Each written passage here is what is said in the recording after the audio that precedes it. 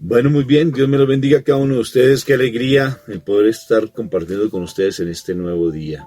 Un día nuevo, un día precioso para estar en el amor del Señor.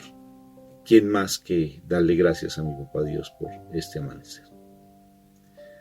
Bueno, muy bien, vamos a empezar entonces por la señal de la Santa Cruz de nuestros enemigos. Líbranos, Señor Dios nuestro, en el nombre del Padre, del Hijo y del Espíritu Santo. Amén.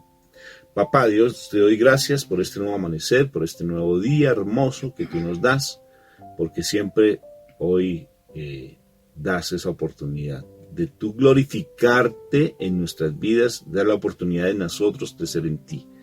Y ese milagro lindo es cómo te glorificas. Te glorificas en este nuevo amanecer, te glorificas en que nosotros seamos agradecidos, que rompamos con tanta carnalidad y podamos recibir de tu preciosa y hermosa palabra. Gracias, Padre, por tanto amor y misericordia. Que esa palabra que vamos a recibir hoy, esa palabra sea lo que necesitamos para hoy enfrentar este mundo.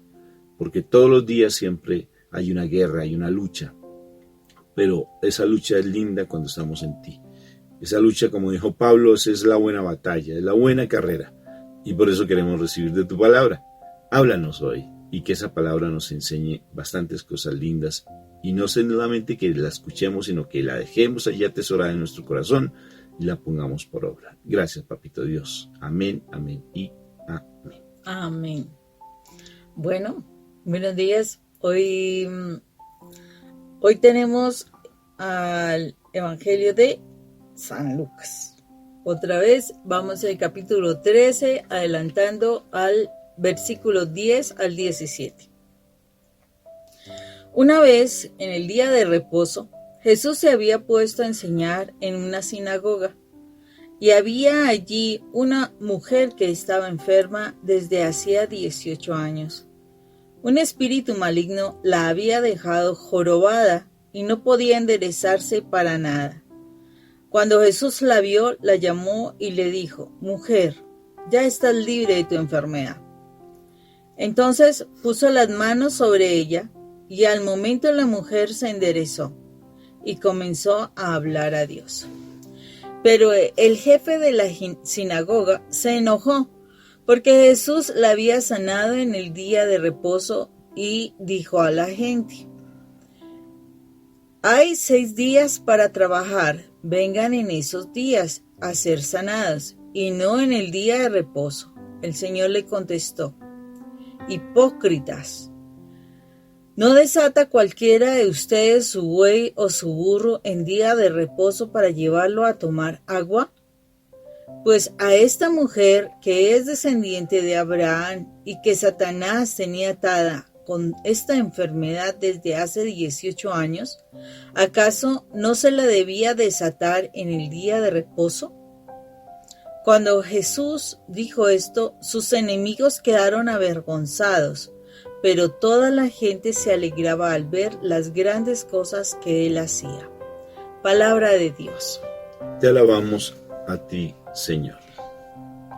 Bueno, Moni, ¿qué nos dice esta palabra preciosa del Señor? Bueno, en esta palabra preciosa del Señor entiendo, es que he venido trabajando un poquito, estudiando un poquito sobre algo de Israel.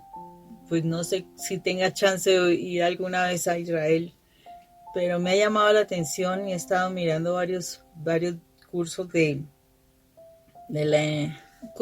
como charlas de la Universidad Hebrea de Jerusalén, y quedé impactada porque una de las cosas que descubrí, Rafa, es que, y que uno no sabe, yo pensé que las sinagogas era como los templos de ellos. Y una de las cosas es que el templo de ellos, o sea, la iglesia como es para nosotros, no son las sinagogas.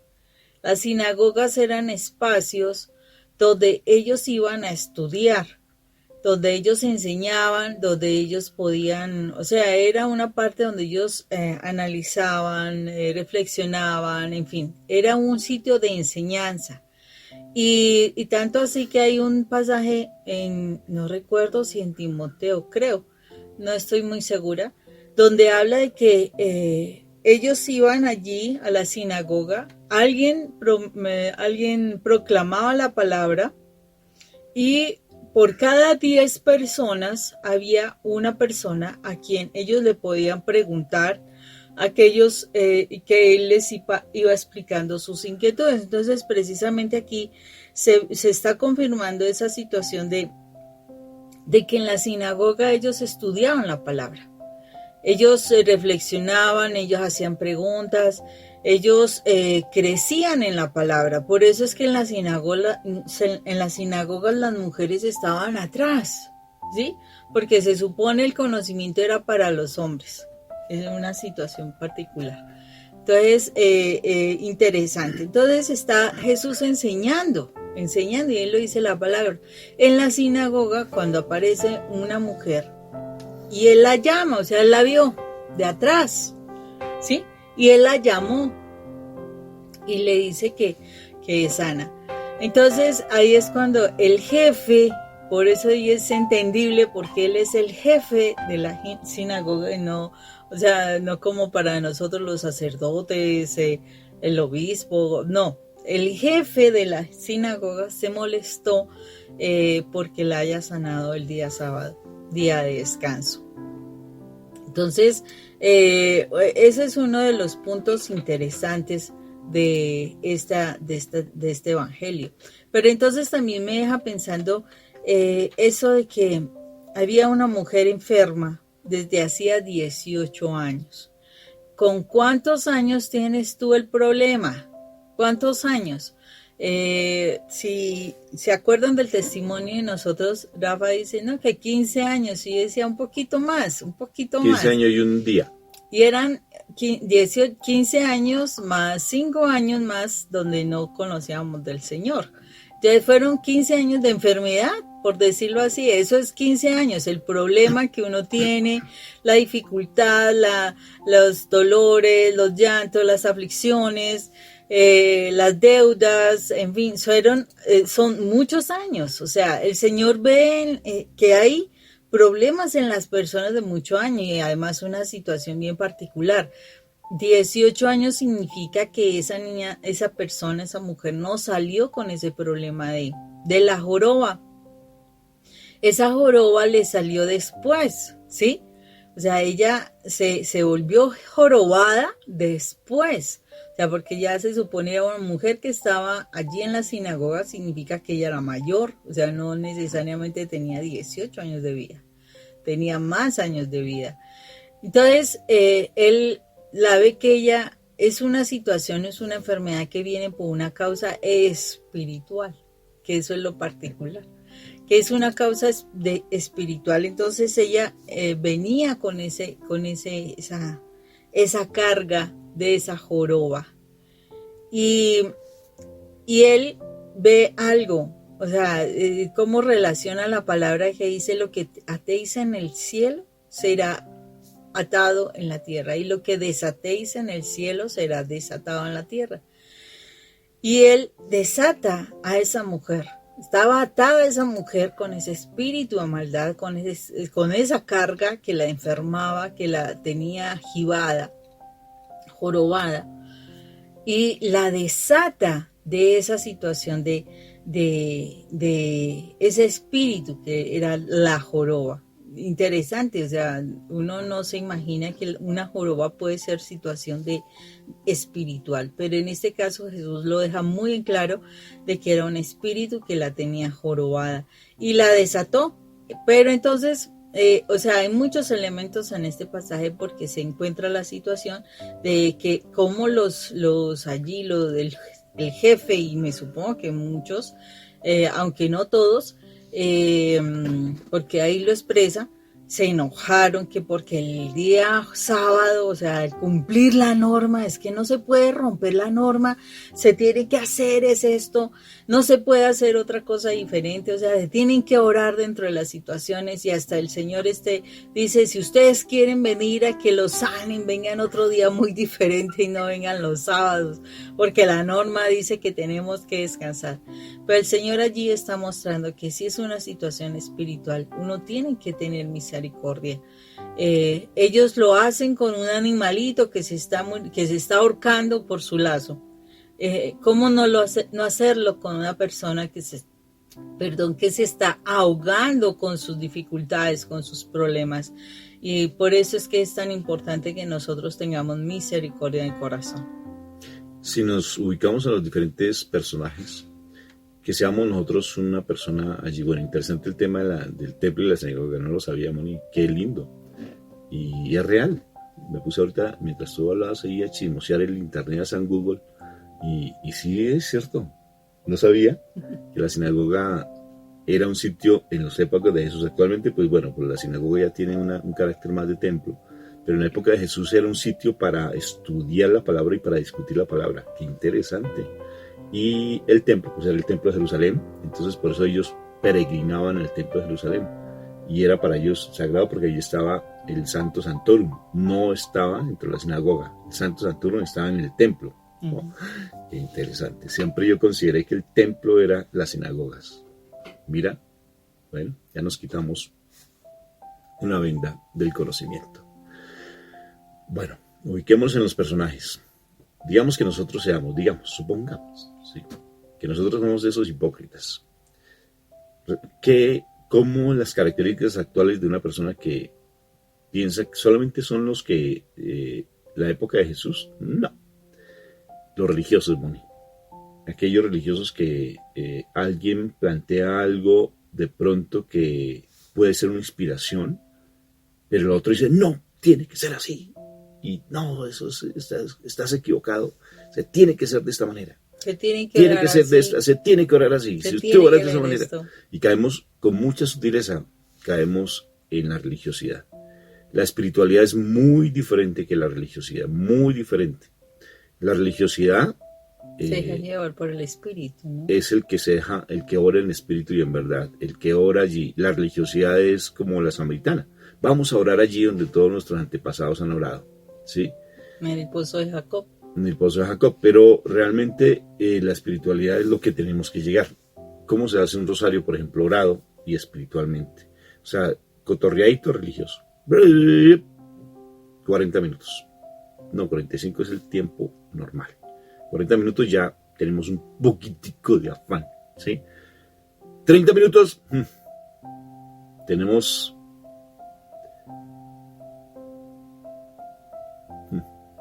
no digo la palabra, afán. Sí. Igual manera también cuando juzgamos fácilmente, esto no se tiene que ser así, esto tiene que ser así, esto tiene que ser acá, pero es la inspiración. O sea, a mí personalmente me gusta mucho dejarme llevar por el Espíritu. Todo, hasta las predicaciones, todo. Mónica se asusta mucho con respecto, ya no tanto, ¿sí? Poquito, pero de por sí, o sea, a mí me fascina dejarme llevar por el Espíritu. Nuestro ministerio, todo lo que sentimos, todo lo que está dando ahora, todo ha sido porque me dejo llevar por el Espíritu. Moni le da un poquito de temor con todas generalmente la gran mayoría de mis ideas, ¿no?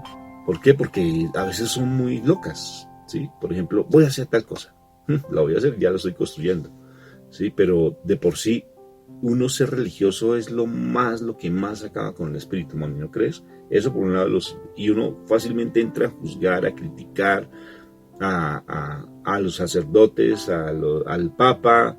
Entonces, porque no uno se deja llevar por el espíritu, mirar, observar, estar pendientes, fácilmente se juzga, fácilmente, y sobre todo el religioso pierde la misericordia, man. Sí, eso es una realidad, Rafa. Es una realidad ese que el religioso pierde una misericordia porque lo único que está haciendo es, esto se tiene que hacer así, se tiene que hacer así. Y entonces es la postura humana, o sea, hay que cumplir una norma. Y cómo es de importante uno entender esto, o sea, hay que cumplir una norma. Entonces, la norma dice, hay que rezar el rosario así, hay que hablar el credo así, hay que rezar, hay que arrodillarse, hay que sentarse, hay que pararse, no se puede aplaudir o sí se puede aplaudir, bueno, etcétera. Que no se pueden levantar las manos, cosas así, o sea, son normas. Pero cuando tú tienes la presencia del Espíritu Santo, simplemente el Espíritu te impulsa a hacer algo. Esa es la gracia. O sea, sientes en el corazón hacer las cosas. Por eso se dice que cuando tú estás haciendo las cosas por la ley, es por la ley de Moisés. Y acuérdense que Moisés estaba antes de Jesús. En cambio, si viene Jesús, cuando estamos ungidos con el Espíritu de Dios, las cosas vienen por la gracia, o sea, te nace hacerlo. Y cuando tú estabas hablando allí, me estaba yo pensando, cuando tú estás con tu novio, estás enamorado, como que tiene la gracia del enamoramiento, a ti te nacen hacer muchas cosas, y fuera de eso no solamente te nace, Rafa, le vas a dedicar cantidad de tiempo a ese novio, ¿sí o no? Cantidad de tiempo, o sea, tú quieres estar todo el tiempo con él.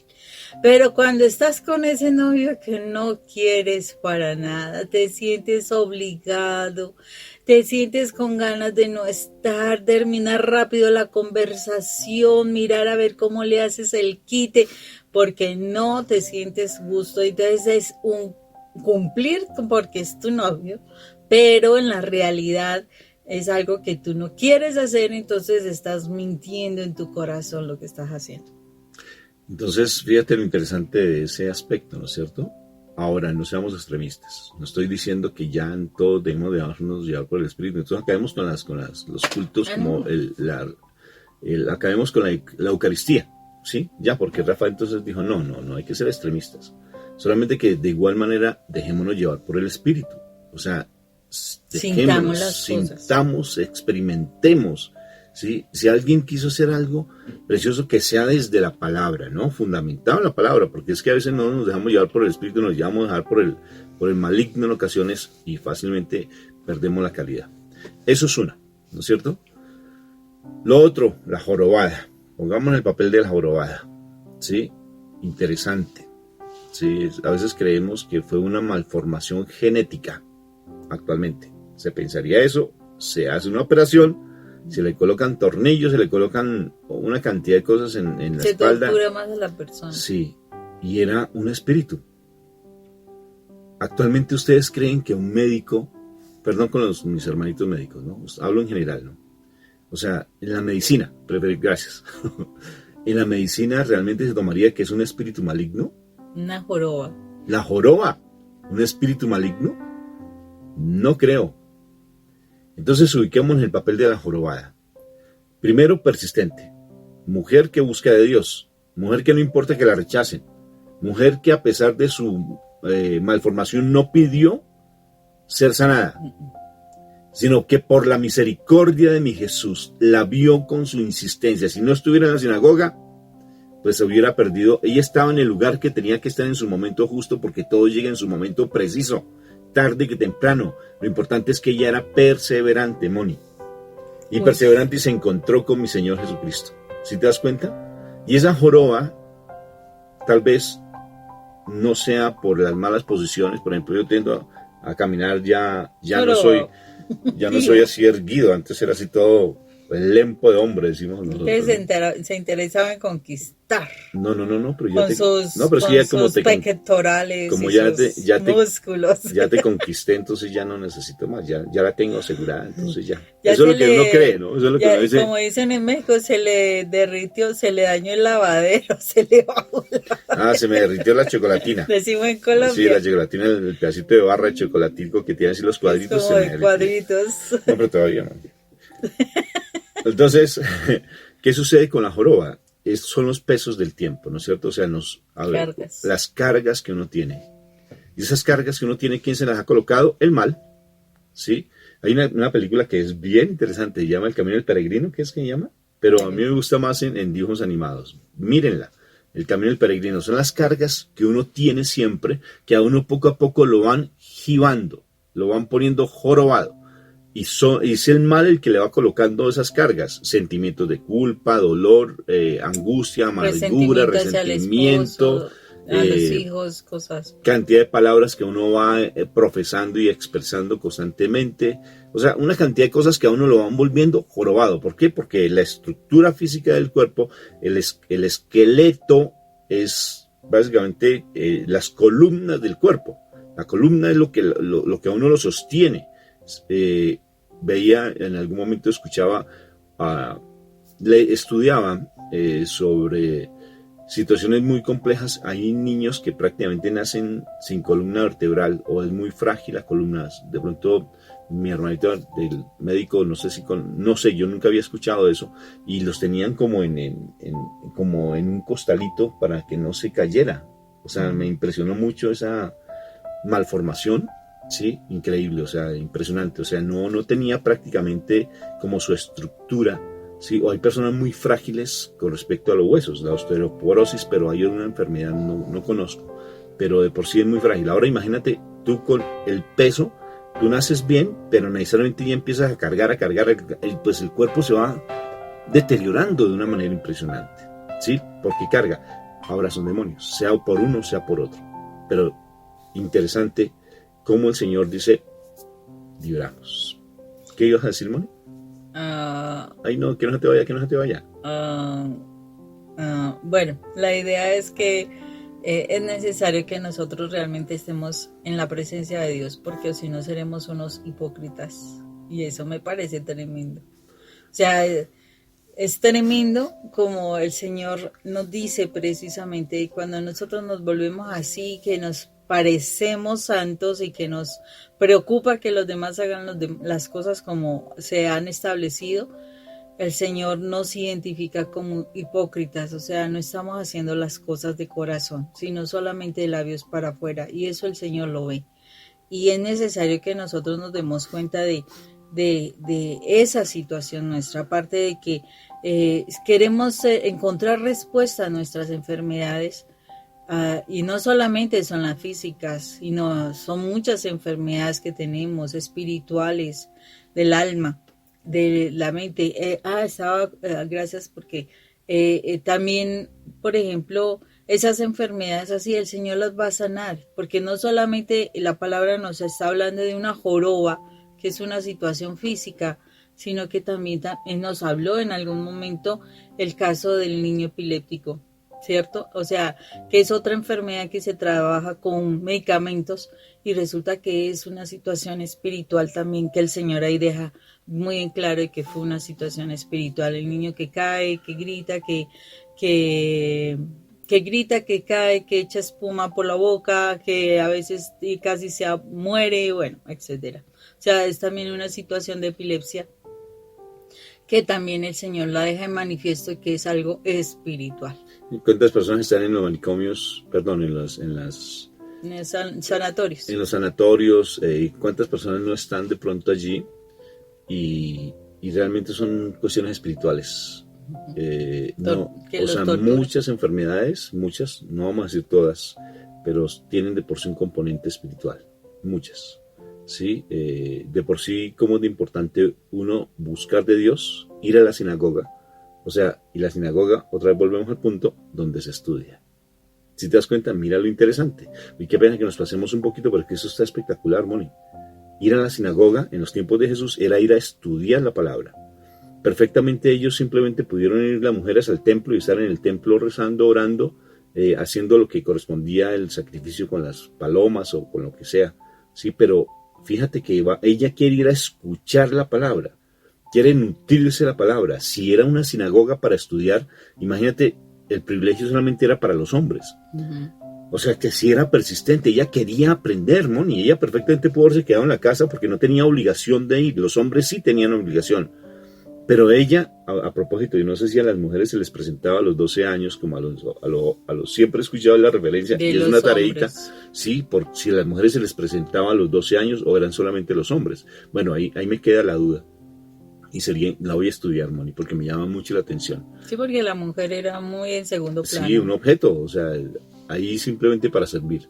Entonces, mira, bueno, la Virgen María sí desde los 3 años estuvo en el templo, pero consagrada en el templo. Pero realmente la sinagoga si era para estudiar. Imagínate esta mujer que va a la sinagoga a aprender, a escuchar, no participaba, sino le tocaba quedarse afuerita. Los que participaban eran los hombres y ellos tenían que escuchar. Pero mira la avidez y el deseo de conocer de la palabra, Moni. ¿Y la sanó? Solamente la palabra la sanó, Moni. O sea, la misericordia de Dios ya estaba en mi Jesús, pero solo por ir a estudiar, estudiando la palabra, fue sana.